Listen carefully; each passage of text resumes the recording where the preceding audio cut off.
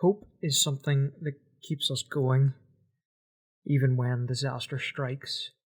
What I mean by this is I built a nest box for blue tits for my backyard early in February. It's a very rudimentary design.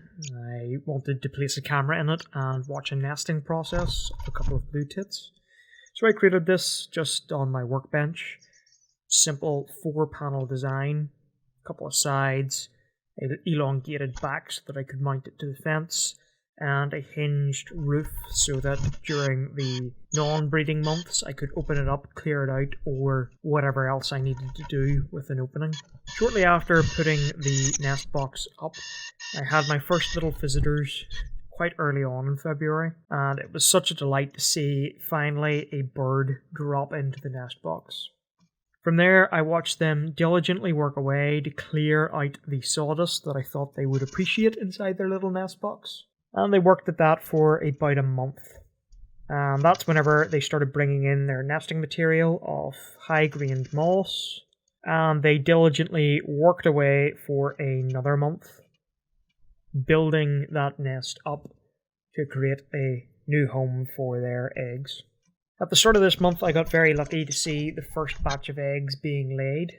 So far, I counted about 4 on the camera and was really hyped and excited for this. However, something disastrous happened on the 10th of May. I don't know what happened. I don't know why it happened.